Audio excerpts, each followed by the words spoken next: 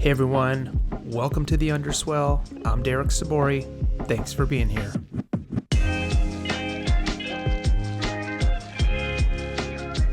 Five, four, three, two, one. We're live. Yeah, Jesse, welcome to the show. Thanks for being here. Thank you for having me, Derek. I'm excited. Happy Friday. We've got a rainy Friday today, so this is a great day to stay in and do a podcast and get some insights from you. You got anything planned for the weekend? Not now that it's raining. Yeah, exactly. That'll put a damper on things.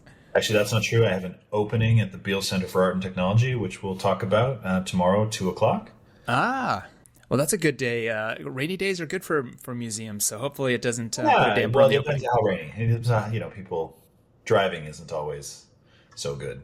Well, and I don't remember asking what part of Canada you're from, so I don't know if you're is it a rainy part? Because here, once it's raining, everybody freaks out. Nobody knows how to drive. We panic. Are you getting used to it? I'm from the rainy part, from Vancouver originally, so it is confusing what you Californians do in the rain. It's like snow. Where I'm people freak out when it snows in Vancouver because it's not so common. So I do get that part. But yeah, rain is nostalgic. Well, right on. Well, I'm glad we have it. We need it. Hey, listen, I'm here today with Jesse Colin Jackson, a professor of electronic art and design in the Department of Arts, the Associate Dean, Research and Innovation for the Claire Trevor School of the Arts, my alma mater, the school that I graduated from, and the Executive Director of the Beall Center for Art and Technology, which you just alluded to. And we were just joking how hard that might be to fit on a business card, but it sounds like it does all fit on a business card. It does fit. I can show you they managed to make it all work. It's universities do tend to create multiple, so it's somewhere all in there. Yeah. And I suppose we should do a ceremonial zot, shouldn't we? We have two anteaters here. This is the anteater is the mascot of UC Irvine. I'm not very good at the zotting, but this is what we do. Well, and the lesson we always give is it starts off kind of like a heavy metal thing, and then it goes to a beak, and then it turns into a snout when you pull your thumb back, right? So it's like, I was doing it all wrong. This is great. No one's ever taught me the proper. There it is, and now it's our anteater. So yes, zot to all our fellow anteaters out there. Jesse, you, like I said, you're a Canadian artist and designer. You're now based here in Southern California. You're exploring the architectures, as you say, the architectures that we construct, from buildings to landscapes to virtual worlds, through objects and images made with digital visualization and fabrication technologies. Does that sound about right? Well, Derek, you're reading from my artist statement. That's a cheat. You have to make a statement that summarizes everything you do in a single sentence. I mean, you don't have to, and lots of artists will avoid it.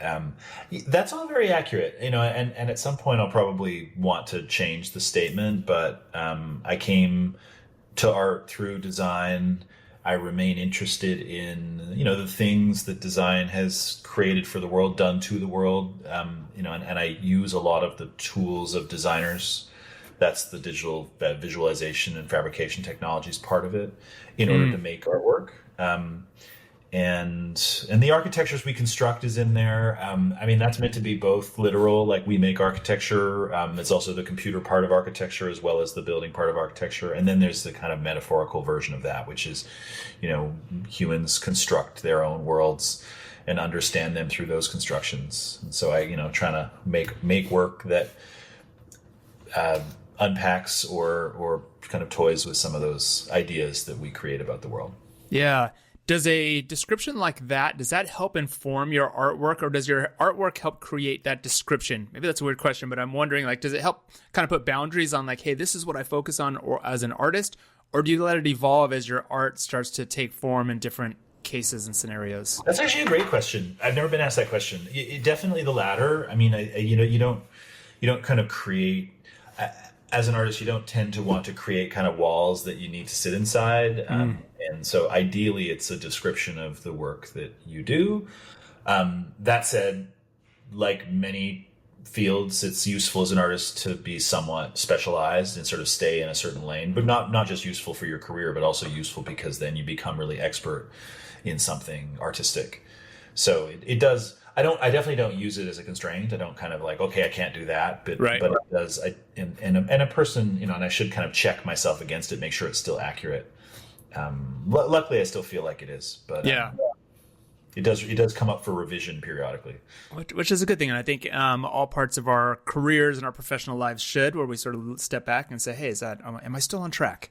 Am I still on track? Exactly. Well, you and I, what's funny is we've got a few uncanny similarities in our younger career journey. So I'm really looking forward to a great conversation on all that. But before we dive in and talk more about what you do, kind of how you got here, the lessons that you've learned along the way, and you give us some insights, I always like to ask, just besides work and your art, what's keeping you busy personally these days? You're a dad, you've got kid art in the background. Maybe that's part of it. My 8-year-old Jarvis keeps me busy. My family, my partner is a writer, so we both have creative lives, and that we can compare notes about, because they're quite different actually. Although they have similar challenges, but kind of very different workflows. Maybe I could say.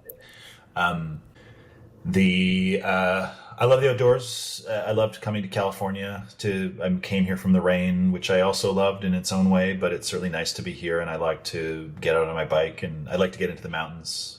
I love the Eastern Sierra, both winter and summer. Yeah. To do various things. Yeah, I mean, actually, a lot of artists don't like to acknowledge their kind of sporty interests, but I have lots. I mean, I could fill my time with my hobbies. Yeah.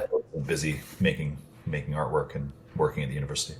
Yeah, I was peeking over at your Instagram feed, and there was a post of a trip that you had done, some outdoor sleeping, hiking, biking, big trip it looked like. So you could definitely see that you enjoy spending your time outdoors on the road. For sure. Yeah. Well, you've been a Newkirk Faculty Fellow at the Newkirk Center for Science and Society, a Faculty Innovation Fellow at Beall Applied Innovation, a Hellman Fellow at the University of California, and a Howard Wright Fellow at the University of Toronto. So, I'm asking for a few friends here. What does it mean to be a fellow when you see all those accolades? What does that mean? Yeah, that's also a good question. And you never think when you write these biographies what's opaque and what's clear.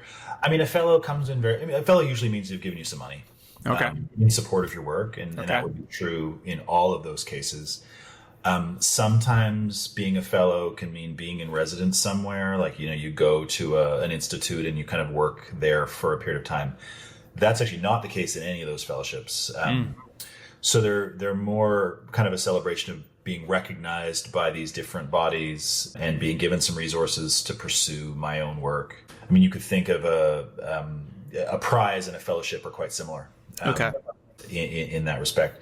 And it's also a way to explain, like a biography is intended to help people understand you. And so I'm trying to connect to the fact that a lot of my work is interdisciplinary. I work with scientists, I work with architects, and if you look at each of those fellowships, they have some kind of interdisciplinary connection. The one that's at Applied Innovation, which is actually a UC Irvine entity, is I have a kind of entrepreneurship streak occasionally. Worked with them on some entrepreneurial ideas. Yeah, well, that's what I'm so fascinated with when it comes to your career, is just sort of your interdisciplinary approach and how you've sort of combined all of these disciplines and different studies, bringing it all together. So maybe tell us about the work you do between your art, your teaching, your leadership roles. What does a day in the week or a month look like for you?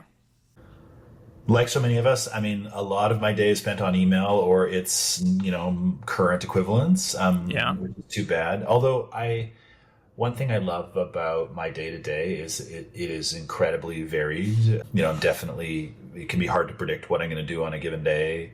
Some days I'll be installing artwork at a venue of my own. Other days I'll be helping supervise the installation of artwork at our gallery, the gallery that I'm responsible for on campus. And some days I'll be teaching, which is very dynamic. I mean, just yesterday, I'm actually on sabbatical right now, but I gave a talk in another instructor's class. And so I got to go back to the classroom, I realized I was a bit rusty. I had to talk in front of, 200 kids and students. Do you get nervous when you go back and you haven't been there for a while? while? I always get a little bit nervous, and you definitely get used to it, but it still can be nerve wracking, kind of on stage and in front of people in theater seating. And the students out there, don't think that professors aren't nervous. I mean, some of them aren't, but most of them are to some degree. It's performance. It's a performance. Yeah, in a way, it's sort of like an art all to itself, right? I mean, that, like, it's performance art, like you said. It's like, all right, I've got these And as also ideas, I've got people these thoughts. remember, some people were better at it than others. All of your professors were very accomplished. Not all of them were as good at standing in front of the classroom as others were. So yeah, so I mean, it's definitely. I mean, I don't collect these different titles intentionally, but they definitely represent a lot of different activity. So when I'm being associate dean, there's kind of one style of thing, and when I'm directing the gallery, there's another set of tasks. And one thing I do love about it is the variety. It's not. Definitely don't feel like I'm stuck at a desk. Yeah.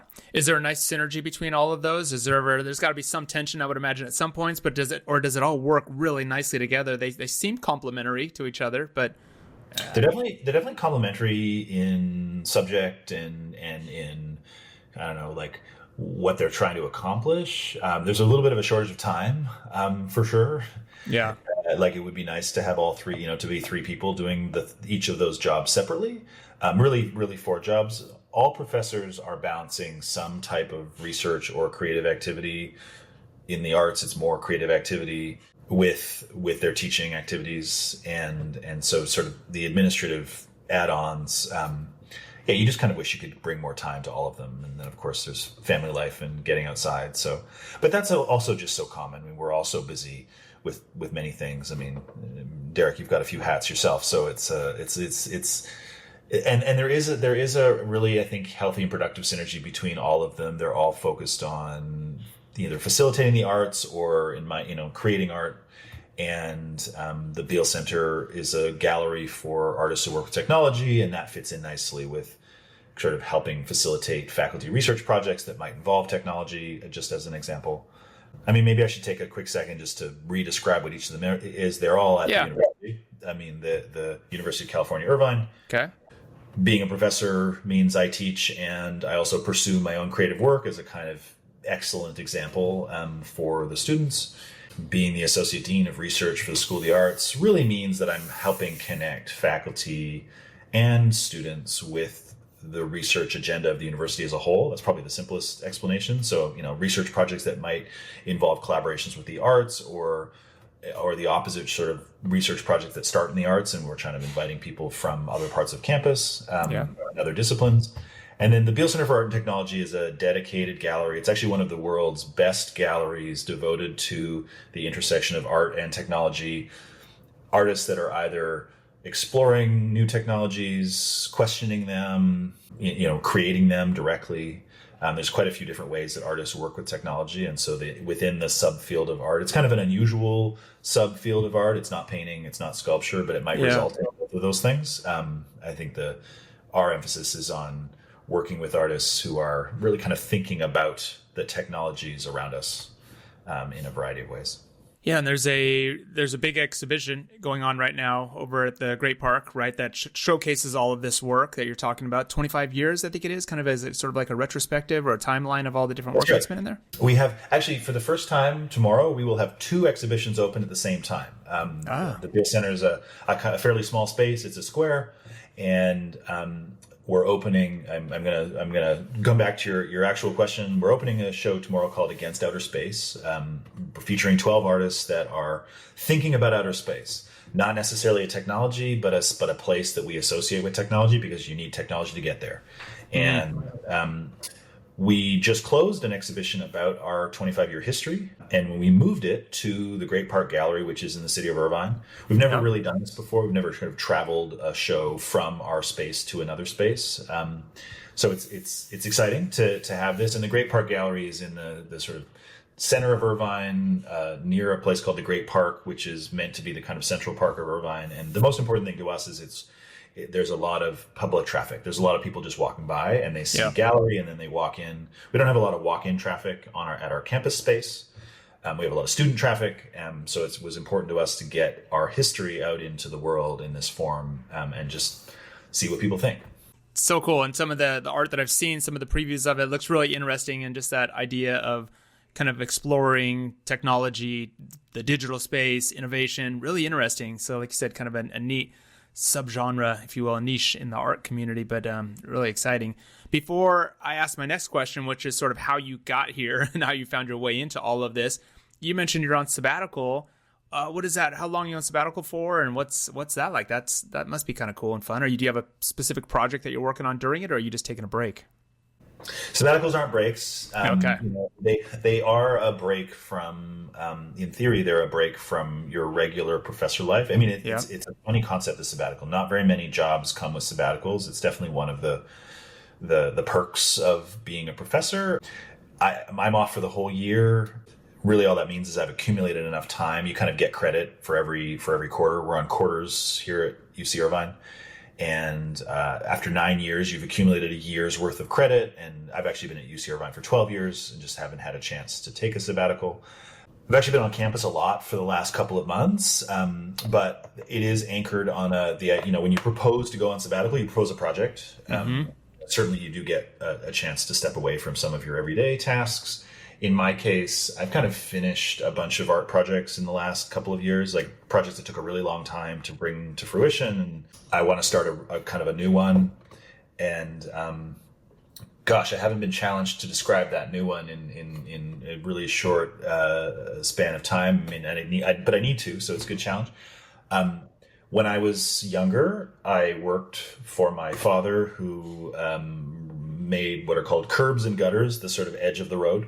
The curb is everything you step over. In fact, on a rainy day in Los Angeles, the gutters are very important. They catch water and put it into the ground, into underground infrastructure. I would like to make an artwork out of that infrastructure, and I specifically would like to develop an artwork where I can use the massive machine that makes the curbs. And this is, gets quite esoteric because there's a dedicated industrial machine that makes that part of the road. I'm going like this. It's 2 stories tall. It's twice, the length of a big truck.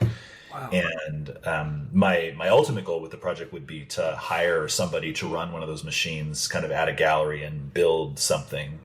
And so I want to spend the year thinking that through and maybe writing some material about it and making some drawings of it and kind of start something brand new that, of course, isn't brand new because it emerges from my life story. And it also relates to some other projects that I've done in the past.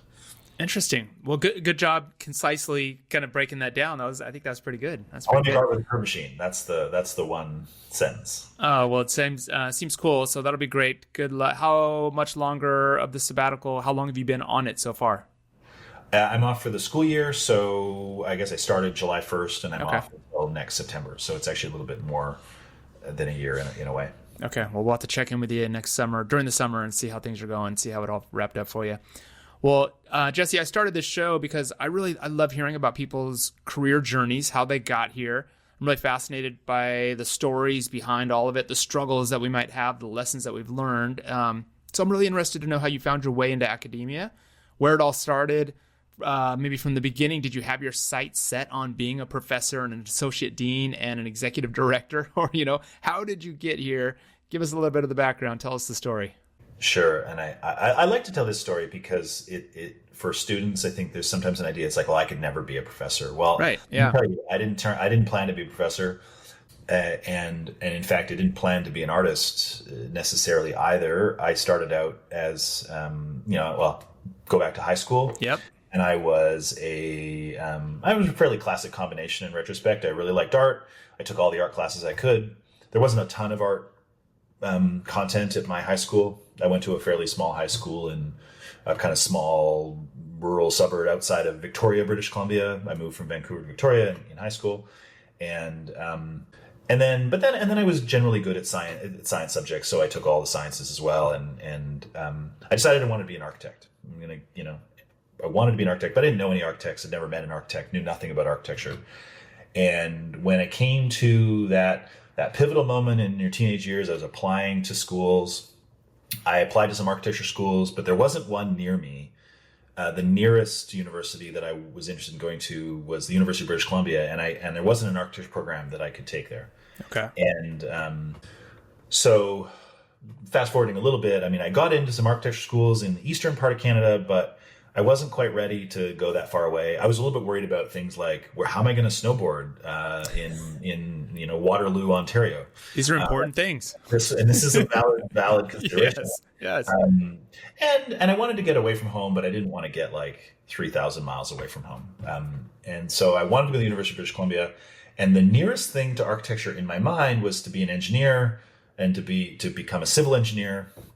And so that's what I did. So I started out as an engineer, and I didn't love it, probably because it's not what I wanted to do, and it's quite hard. It also turns out to maybe be a little less connected to architecture than I thought. Yeah. It's pretty specific, and I did that. And this is where the bad part of the story is. I did ultimately drop out of school for a time.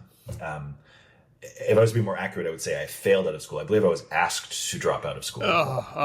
Yes. I don't know what happened. I actually don't know what happens nowadays, but that back in my day, you got a letter in the mail that's saying your academic performance is not good enough to continue. Please withdraw. Ouch. You're welcome. We can invite you. If you take a year off, you can ask to come back. So I did that, and that was a wake up call for sure. And I wasn't doing well, and I had been drawn into a kind of passion project on the side that really took up all my time, and I did quite poorly in one whole semester's worth of exams. And then when I got it together to go back, took about 18 months. I was so off schedule with the engineering curriculum, which was quite specific. Like you had to take things in a very specific order all the way to the end. But I was close enough to being done. I think I only had 3 semesters left. Oh, geez. So I figured I should finish this, So you were almost done when they gave you that sort of cutoff of saying, hey, you're not making the cut. I was 2.5 semesters in, I think at UC Irvine you declare a little bit later, but in my day, you were an engineer from day one. You sort of did that from the beginning, and then I think you were a civil engineer starting in the second year. And I was 2.5 years out of 4 years in. So it just kind of made sense to go back and finish. Sure. At least I thought. You make these decisions in life based on whatever makes sense to you. And it made sense to me to, I should finish this. I think if I dig a little deeper, I didn't want to give up on it. I wanted to finish the thing I had started. I did find it hard. I didn't find some aspects of it as interesting as not that motivating. I knew I didn't want to be a civil engineer, so it made it kind of hard to be really passionate about things like soil science and to push through and get it done. Push through and get it done, and I was good enough at it. But then when I found out that I was going to need to spend 2.5 more years half time in order to complete the curriculum. This was just because of the sequence of classes. And so I was like, well, I've got all this, and now I got this extra. I'm going to be taking a half course load, basically. So what could I do with that extra time? So I thought, well, maybe I'll go to art school finally, the thing that I maybe should have done in the first place. And so I went to the University of British Columbia, which I'm pointing over here because that's the side of Vancouver that's on. And I decided I would apply to the local art school, which is currently called the Emily Carr University of Art and Design. Emily Carr was a famous artist from British Columbia. And I applied there and sent in a portfolio and got in. And so then for a year and a half, I was going to both schools at the same time, and I would commute in one direction and I commute in the other direction. And it was great. Wow. I think that was I think the getting to go to art school finally allowed me to finish engineering. It was the thing that got me through because I had a clearer creative outlet on one side, and I enjoyed engineering in the end, it turns out. And I also think towards the end of your degree, you get to take some more interesting classes, a little bit smaller, more specialized. And I was able to kind of focus the very end of that education towards things like architectural history and some creative classes that I wasn't able to take earlier on. Do you think it was sort of that balance? One, there's 2 things that can maybe keep you going. It's like being so busy where there's no distractions. Your cup is so full that you're just getting through it, powering through. Or was there that creative balance that was sort of offsetting? And as that creativity, as you just mentioned, started to creep in, that's really what helped you get to the finish line? Because that seems like a lot of work. You're in 2 different worlds, basically, 2 different mindsets, 2 different parts of town, juggling 2 degrees. Geez, that's a lot. Yeah, it's a good question. I definitely think I did just get busy and kind of what I'm saying, pull my hat down or pull my boots up and get it done. Mm-hmm. But I do think there was something. I mean, I think I was also just inspired again, and so the motivation to finish the thing I had started was propped up by the fact that I was really enjoying going to art school. I did start to enjoy, but for whatever reason, I mean, I guess I'm not quite sure. I did start to enjoy that. I haven't gotten to the end of my story, which is this is because it's a long one. So then I finally went to architecture school. This is where things get complicated. I didn't do either. I didn't finish the art degree because I finished an undergraduate degree in engineering, and I decided that I would apply to the thing I'd always intended to do was just become an architect. And I went to the University of Toronto, and I actually chose between SciArc, which is an architecture school in downtown Los Angeles. And it's called the Southern California Institute of Architecture. It's a kind of experimental school, quite well regarded, but very different than a research university. And then University of Toronto is a big research university in Canada, probably the best research university in Canada. And I kind of wanted to go to SciArc, but I decided that I needed that East Coast time finally, and it was also cheaper to stay in Canada. To be fair. Yeah. Public school versus private school. So then I spent 3 years there, and I graduated from architecture school kind of at the height of the financial crisis of 2009. And that crisis was not so pronounced in Canada. The problem is that all the architects who had left Canada to go work in the United States all came back to Canada all at the same time. So there were sort of no jobs for junior, or no entry-level jobs. And I had maintained my art practice alongside architecture school and was doing, in fact, I like to tell students, I never really designed any buildings in architecture school. I managed to turn all projects into things that in retrospect are more like sculptures or conceptual ideas. And it's not so uncommon. I mean, architecture school is kind of an interesting education in that respect. It's not as focused on designing buildings as you might think. It has its own culture and is very open to all sorts of creative experiments. And so I really took advantage of that. And I essentially did an art degree while at architecture school. And my kind of final graduate thesis project is not a building. It was kind of a sculpture. And then I began, so alongside kind of my artwork, and art making, I started teaching at the Ontario College of Art and Design, which was down the street from the University of Toronto. Initially, I taught in design, and then I started teaching kind of crossover classes that involved art students. And 3 years into that job, I saw a position at UC Irvine that really just described me. So this is the part of the story where, when you're looking for jobs as a young person, I mean, it is helpful to have a network. 100%. Most jobs come that way. And in fact, my Ontario College of Art and Design job came through a friend, and then met new friends and kind of moved upwards in the system. The UC Irvine job was the opposite. It was the counterexample. I didn't know anybody. They had decided that they wanted someone that really fit my description, somebody that straddled art and design, somebody that could sort of teach some design classes, but also understand how to work as an artist. It was in the art department, so that was appealing to me because it sort of solidified that transition towards art, but it was very much in my comfort zone. I mean, literally, I go back to that job description sometimes, like, you were describing me. How did you? And they didn't, it was just a happy coincidence. And thankfully, they took notice of that coincidence, and I got the job. And so I came to UC Irvine in 2013, and I've been here ever since.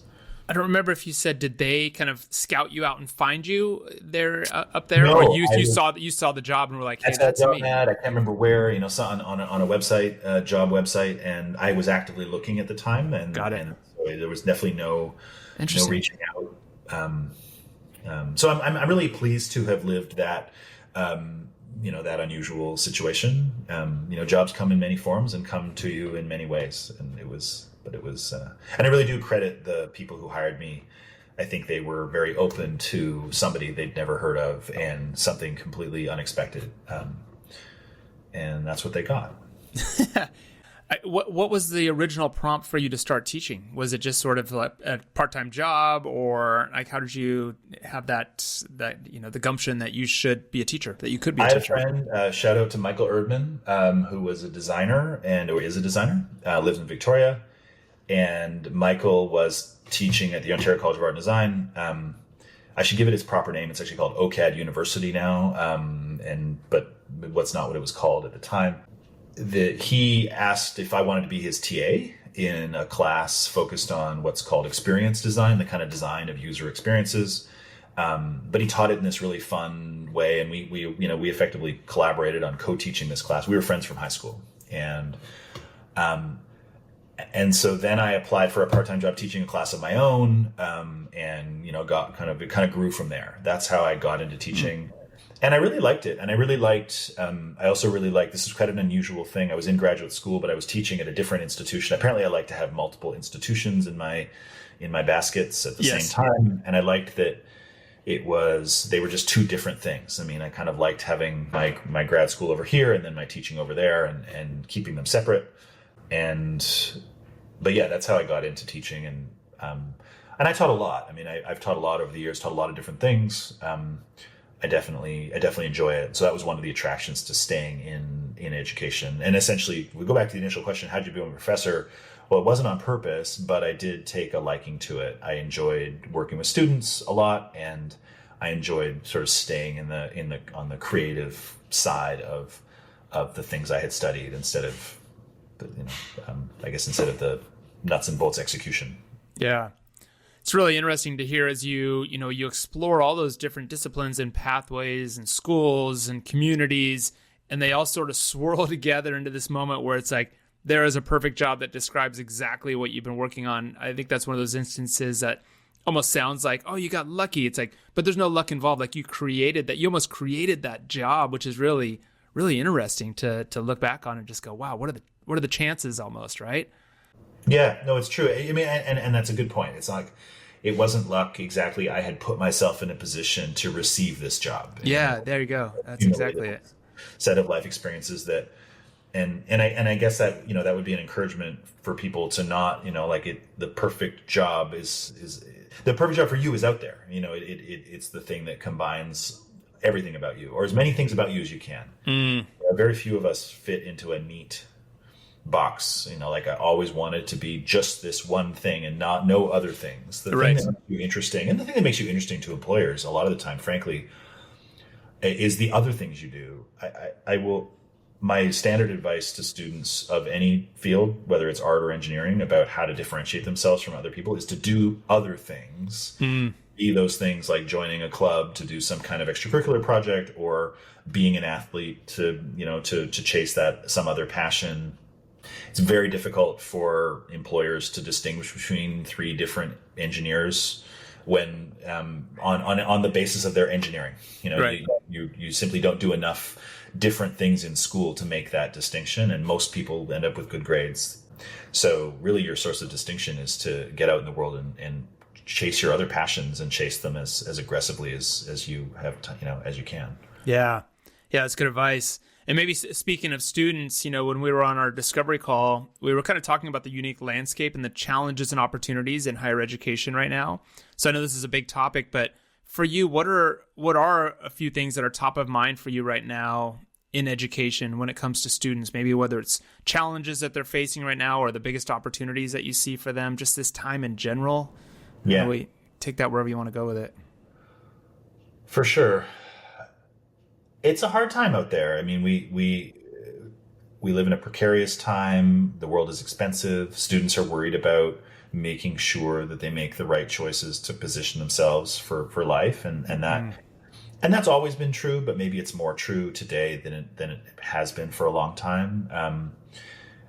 I think AI presents any number of interesting challenges, but I have a very specific one that I'm interested in, which is, as a student faced with all these tools that you can use to sort of generate answers, how do you approach your education? And actually one of the sort of skip past the naysaying about AI, we can do that too, and I have many concerns, but I think one of the potential positive outcomes of this very rapid emergence of what seems like an entirely new technology is it forces you to really understand what you're trying to do. Are you there to learn? Are you here to learn? Are you here to get a piece of paper? And I'm going to champion that being here to learn is the right answer. Being here to learn, and being here to learn requires you to have make the decision to, if the tool is keeping you from learning, then maybe set it aside. If the tool is helping you learn, then by all means make use of it, and then share its use with others and kind of explain to your professors how you're using the tool to help you learn.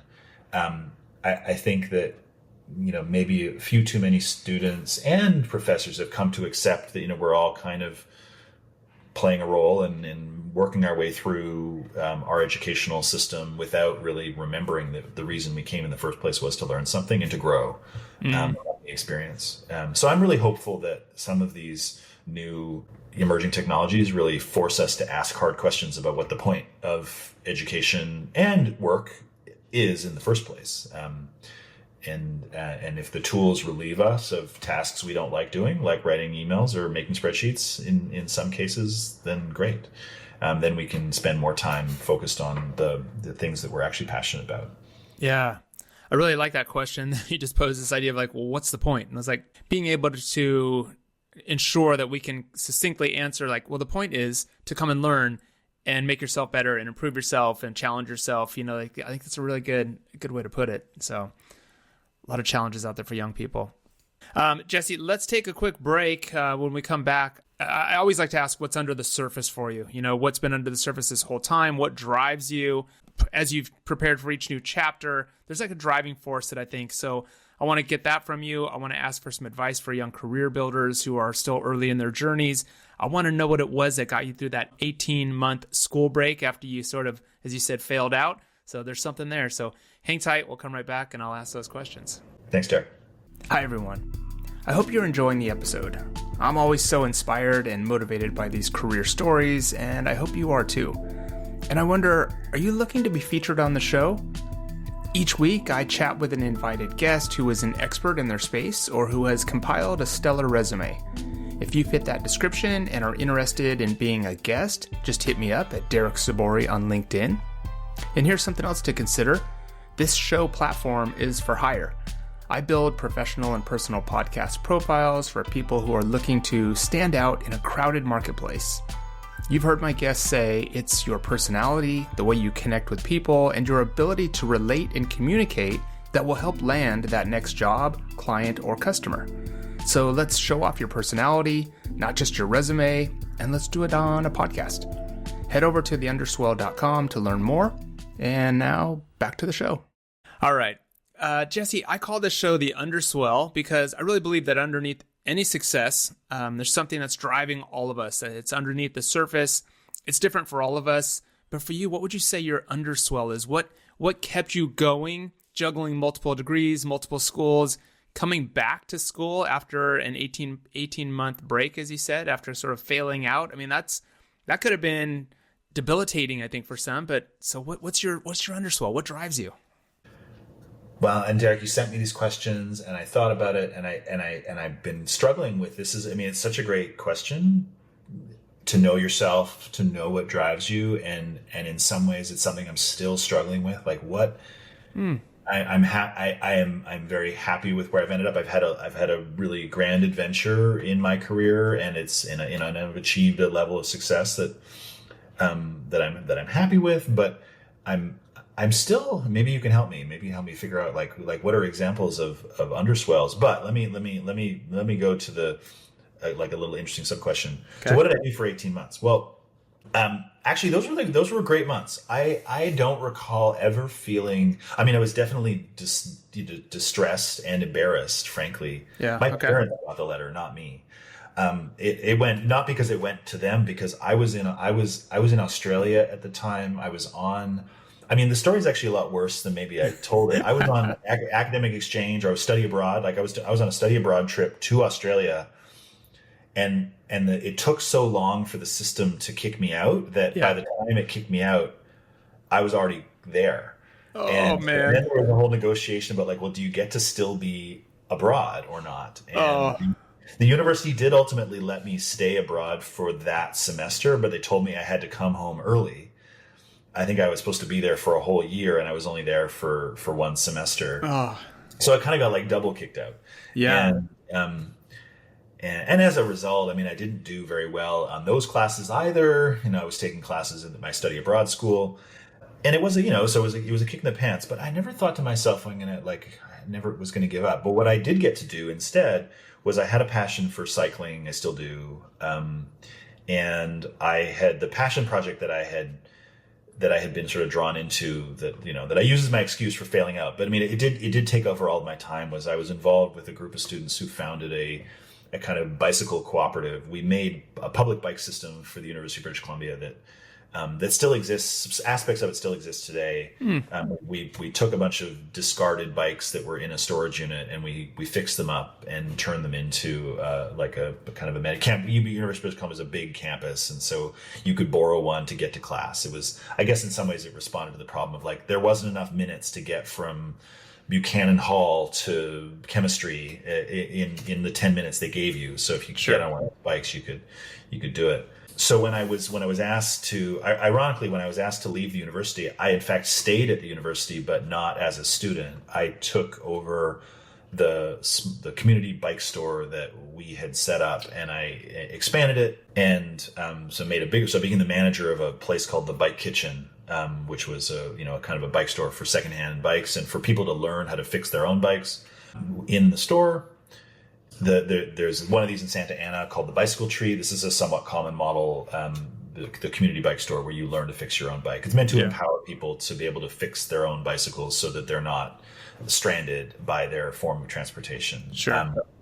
And so I did that for a year and a half, and we expanded the store. And then when I went back to the university, I stayed involved in this sort of bicycle cooperative, and in fact led this big fundraising project where we made an even bigger facility, and convinced a bunch of people to fund they dug. I'm having this vision of like they had an excavator that dug a hole and built a whole basement and made this really quite grand underground bicycle facility that I believe is still there. It's been a while. Huh. And I guess I think that figuring out how to try to answer the undersale question is that I was a person, and I still am a person, who needs to reconcile like my passions with what I'm doing at school, or what I'm doing at work as well. And I needed to figure out how to balance those two things in my life. And I hadn't figured it out yet. Like in a sense, I didn't fail out because I was bored or wasting my time. I just got too busy with something else, and I wasn't very good at managing my time. And yeah, I have since gotten much better at, okay, like you need to focus on this now because this is important to get done now, and you need to set aside some of these other things that you enjoy. I'm working on a book manuscript that I need to finish by December 1st. So, and it'll get done. Like I think at that time when I was young, I didn't have the confidence to know that if something was due or something was, something like an important exam's coming up, I found it hard to predict that I would succeed. And I had to find some sort of tools to convince myself to focus my energy correctly. That I've since located, but I have a lot of, when I sort of meet students like me, I don't think it's an uncommon profile, like where you're just having a hard time managing your time. You're excited about a lot of things, and I have a lot of sympathy for that student. I mean, that's an exciting person actually to meet, because it means that you've got some passion and you've got a lot of energy, and you just need to figure out how to channel that energy appropriately. And sometimes you need to let go of the thing that seems like the most important thing. I definitely don't wish that I hadn't failed out of school. That was such a pivotal time in my life. There's so many things that I learned having to run I had to run a small business for a year and do a bunch of construction projects myself, and I had to manage staff, and I actually think I probably learned more in that year that was applicable to my career than I was learning in my classes at the time. I wonder, as you say all that, it's almost like the thing for you that drives you is sort of this idea, like you just said, this, channeling that energy, always exploring, always being creative, always building, and making sure that you're always tapping into that creative source that is so sort of open-ended and could be anything, but knowing that it's like you have to fulfill that. Like your driving force is always like fulfilling that creative itch that almost feels like it was it's natural there for you, that it was meant to be there for you. Yeah, I think that's right. I think I was channeling my creative energy into the sort of this bicycle Yeah, activity. endeavor. I, Yeah.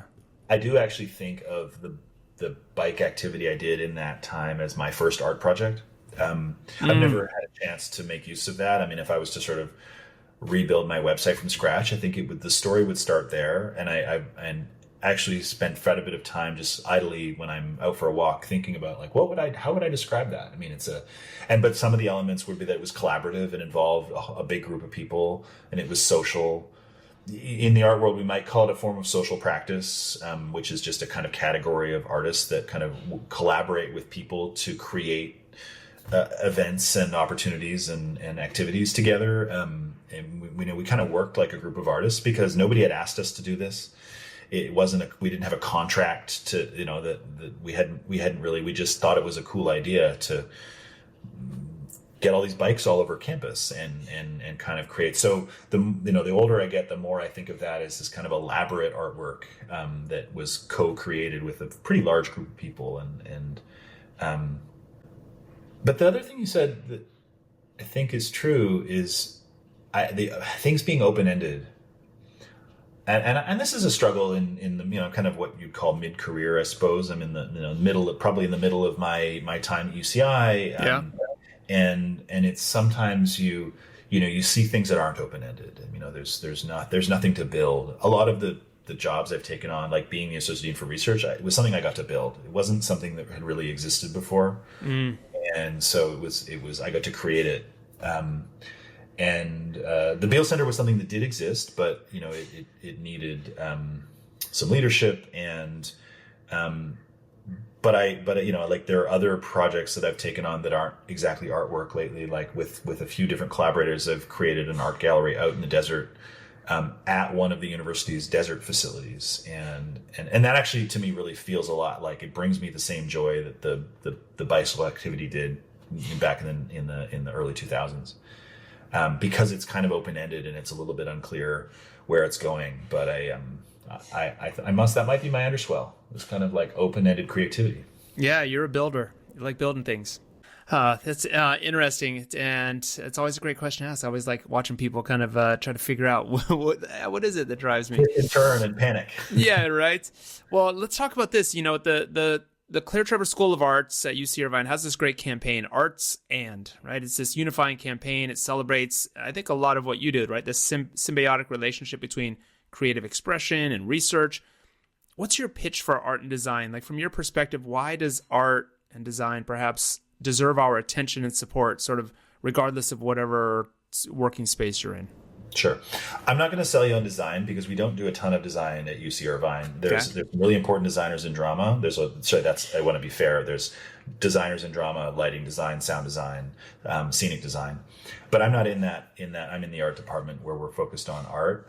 But I would like to sell people on the value. I mean, the Arts And campaign is trying to help people. It does in a variety of ways, but it's trying to help people understand that art's contributions to the world, but also how art connects to other things. Artists are always exploring issues. They're asking hard questions. They're connecting with, whatever the urgent issues of the day are. Artists at the Beall Center are always asking the hardest questions about like, what does the future look like when it's, when AI is everywhere? I mean, that's one of the functions. I think it's one of the celebrated functions of art in the world, or contributions of art to the world, is the way that it is a way to ask questions. It's kind of like, we're all familiar with editorials. People will write their opinion about something. Well, artists are in some ways channeling their opinions in slightly more abstracted ways. True. But they're exploring issues and asking questions and not necessarily providing answers to those questions. They're just wanting to bring attention to something in the world that's not, that maybe isn't working as well as we might like it to. And certainly a lot of the Arts And activities, and then a lot of the art making that we encourage from our students at UCI and that my colleagues pursue, they're always critical in this way. They're always, we're not pursuing kind of decorative arts that are solely for the nothing wrong with decorating at all. I mean, we're both like great decorations, but we want to take that energy and push it towards something more thoughtful and something more what we would call in the arts critical, a space of inquiry and kind of interrogating the world around us and then channeling the what we see back into artwork. I know that's all a little bit opaque. I have to admit, it's just because, and the reason it's opaque isn't because it's because every artist does this differently. The way that a painter might engage with the world is different than the way that somebody that makes experimental computer games. But I think you said it really well, though, and it was really resonating with me, just this idea of interrogation, and art asks questions, and it kind of begs you to look at things differently, and it sends an opinion without words sometimes. Sometimes it does include words, but I like that. It's like, I know when I was creating art, when I was in school, it was like, I really want to share this thought, but you didn't do it by writing out prose. You did it by putting items together and sort of saying, there you go. Those are that's my thoughts. And having people try to figure it out, it allows them to also process their thoughts too, without just being so direct. So that was really great. I think that's good. And we don't give people enough. There aren't enough avenues in the world for that kind of open-ended interrogation. Like when an artist puts something into the world, the artist knows that it won't be received the same way by the viewer. It can't be, right? Because it's like you said, it's abstract. In that sense, it's the opposite of an editorial. An editorial, you're really trying to tell people what you think, and they might agree with you. But in art making, you're putting something forward and letting people take from it what they will. Interpret it. People will take different things. So it's one of them more. And I just don't know that there's, I think that's such an important opportunity, of opportunity for expression, but also an opportunity, the gift that you're giving to people by giving them something that doesn't tell them what to think. Yeah, that's really nice. That's great. That's great. Jesse, you're sort of at the epicenter of this question. You kind of talked about how important, I think we can deduce that your college experience was pretty transformative, important in your life. But I always like to ask, you're right in the middle of this, but for anybody who's second guessing college these days, what are some thoughts and opinions you have or advice that you have for them? I really started this show with young people in mind, 20 somethings who are like, I don't know, what do I want to do? Do I really need to go through the college pathway? What are your thoughts? I think the questions are great. I think that there were to some degree, the university sector was floating along with an assumption that it provided value to everybody. I also think we should remember that there are way more college students today than there ever were. Like in Derek and your and I's college days, I mean, there was maybe half as much the population went to college. Yeah. I think we've not accounted for what its usefulness is for such a large group. That said, the thing that sometimes fails to be articulated about college for me is just, you're there for an experience. You're there to take classes. You're there to learn something. You're there to pick a career. Yes, those are all important, and you shouldn't ignore those questions. But when people talk about, well, I don't think college is useful for me, if you have some other equivalent opportunity where you could go and build relationships and make friends for life and get out of the house in some cases, even if you're commuting, even if it's only for part of the day, and be challenged and grow as a human, like, you should do that. I just think that college happens to be one of the best ways to accomplish all of those things. It's still, there aren't, the workplace is not, while growth occurs in the workplace, it absolutely does. It's not really set up as a place for you to grow. It's, you kind of grow alongside the what your employer wants. And, there's the occasional person, we often focus on these very unique Silicon Valley style stories where I'm going to become a tech entrepreneur. Well, that's a 1 in a million person. And so the rest of us who don't have the combination of skills and opportunity to go off and to make a startup at 19, this is a great place for you to, propel your life. And when I say it's great that people are asking these questions, is that it's going to help universities maybe correct some of the I think something like Arts and is a byproduct of that. We're trying to help explain and help people understand how the arts fits in their life. I'm gonna avoid the word value of the arts. I'm just going to say, how does the arts fit into their life, and then they can decide if that's something they want to invest in and if that's where their passion lies. So shorter version of that is I think universities are as vital and important as ever. I think they're under some scrutiny right now and under some stress as a result. Yeah. But that stress and scrutiny can't do anything. It's certainly not going. UC Irvine's not going anywhere, and it's just going to improve as a result.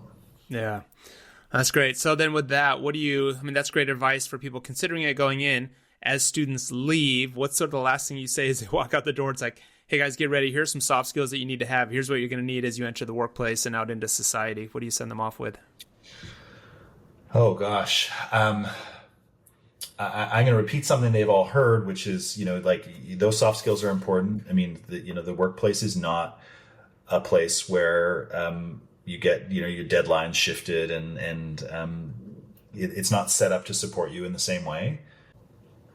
The other thing I would say is, it's a hard transition. It's for a lot of students, for a lot of us, for anybody. I mean, you're making an enormous leap from you go from high school to university, totally different thing. Then you go from, but actually still much closer. It's an educational setting, and then you go to a setting that's not actually about you learning anymore, where you still have to learn things all the time, but it's not structured to help you learn. And I mean, the other thing I would say is just persevere. That first year, when I finished engineering school, I did actually decide I wanted to be an engineer, at least for a little while. And so I started applying for jobs, and I didn't get a job for 4 months. I mean, and that was actually maybe the most upsetting period of my young adult life, was just realizing how hard it was going to be to get a job, even though I had, in the end I had done okay and felt like I was worth hiring. But it still took. And I remember asking at interviews, I think at one interview where I didn't get the job, I asked for some advice, and they said to me, look, like, you're going to get a job. There's nothing wrong. There's nothing wrong with your, with your package. You're just not the right fit for us right now. And, just keep going. And that kind of perseverance is, it's at a different time scale than you're used to, quarter by quarter, semester by semester, assignment deadline. Like suddenly you might be sitting on your, might be waiting 6 months, 12 months before something sticks, but it does stick. And I think speaking from experience, watching a generation of students get jobs, it does happen. It'll happen for you. You got to find the right fit. It's got to be at the right time. You might have to wait a little longer than you think, but it does for the grand majority of students, it pays off in the end, and you find your way. Yeah. So be patient. Well, let's turn it back to you then. Looking back, we'll start to wrap this up here so you can get back to campus. I know I got to get you back over there, but so these last few questions, but looking back on the last 5, 10, 15 years of your, based on the professional decisions that you've made, what are some of the biggest lessons you think that you've learned from it all? And then what have you learned about yourself? Are there big takeaways from all of this? And then what have you learned about yourself when you look back? One thing I've learned about myself, which I think we've inadvertently teased out already, is that I have struggled, and I continue to struggle sometimes, to distinguish between things I'm good at and things that I like. And so for people, lots of people are good at lots of things. Like, some people are really clear. It's really clear. I actually think back to high school, like the students that were destined to be artists, and that was really the only thing they were destined to be. I envy that. That's it. At least makes your decisions easy. It doesn't make your life easy. Being an artist is hard, but it does make your decisions relatively easy.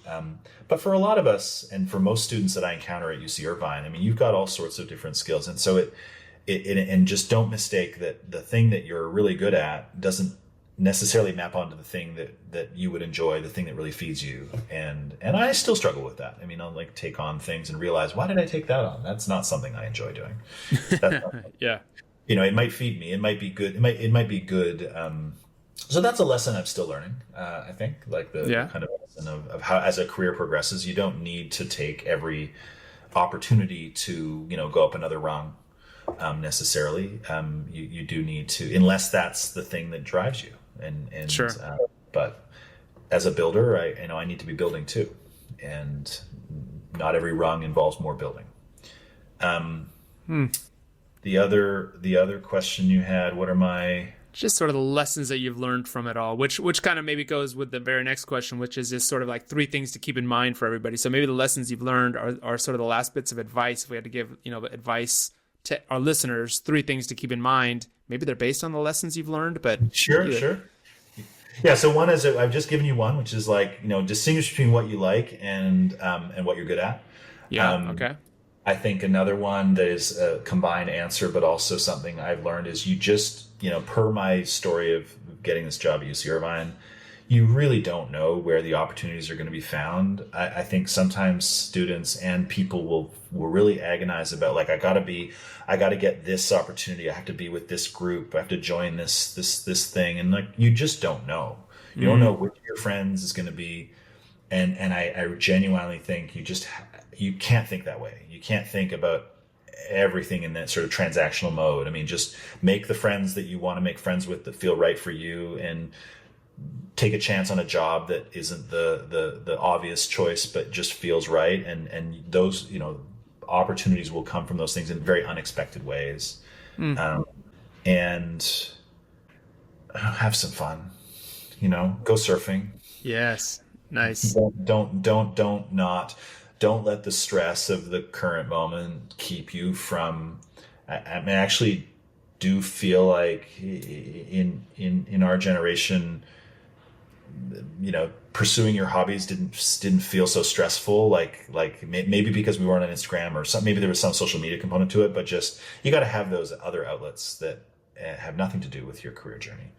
And because in the end, per advice point number 2, they are going to have something to do with your career journey. You're either going to use them as a metaphor in the name of your podcast, or you're going to meet some friends doing those things, and make sure those things are fun, and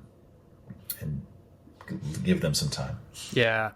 Well, I think what you've done is explored really, you've packaged this all up nicely for exactly what I try to express here on the show, which is that careers take a long time to build. They're compiled of a whole bunch of different things together, and experiences piled one on top of another. And before you know it, you're like, oh shoot, I've really built an interesting career here. But sometimes it's unintentional, and it's sort of, intentionally unintentional, I guess, or whatever, or the other way. But I'm always just fascinated by it. And you've, I think, illustrated how it can all come together nicely. And before you know it, you're like, this is pretty good stuff that we built here. Yeah.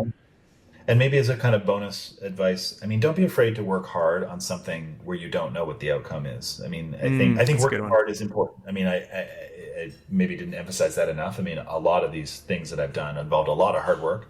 Sure. And I didn't necessarily know, work hard in undifferentiated ways on all of the things that you're interested in, not just the ones you think are going to benefit your careers, because I think there's a lot that comes from hard work itself. Yeah. All right, Jesse. Well, on the horizon for you, anything exciting that we need to look out? You said you've got another book coming. I think you've already done at least one book that I saw. So you've got another book coming, but what else is on the horizon that we should keep an eye out for? Yeah, I mean, hoping for some new artworks next year. Opening an exhibition at the Beall Center tomorrow. If anybody's listening, look up Beall Center for Art and Technology. You'll see our announcement. The book is about the Beall Center, so it's related to that. Okay. I have done a couple of books that are sort of anthologies about people who work in interdisciplinary ways. But other than that, I mean, yeah, maybe check in with me in a couple of years and see if I've made some art with a curve machine. That'll be the real test of this. I'm saying it here in a public forum. It's launched. The project is launched here. The project is launched, exactly. And that is also a really good name for a band as well, Curb Machine, I think. Curb so Machine, just as a plug for anybody. The project is launched. Yeah, exactly. Well, Jesse, this last minute here is for you. I call this an open mic moment, where I give you the last minute for anything you want to cover. You just did it, but for any opportunity for shout outs, call outs, recommendations, apologies, shameless plugs, etc. Sure. You get to close the show here, so take it away.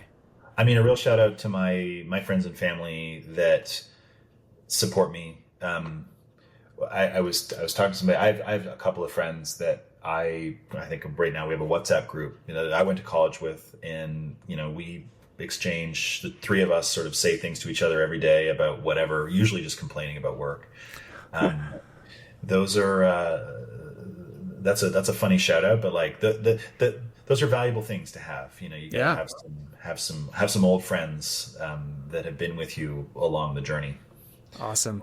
Well, shout out to the old friends. Jesse, thank you so much. Thanks for all the insights, the wisdom, the stories. Really good stuff. So I can't wait to share it with everybody. Thanks for being here, and good luck finishing up the sabbatical and the work. And I'll put all the links to your show, your work, all your past work, etc. There's a lot of great stuff in there for people to check out. So again, thank you very much for being here. Thanks, Derek. Really enjoyed it. Talk to you soon. Hey, everyone. Thanks for checking out the show.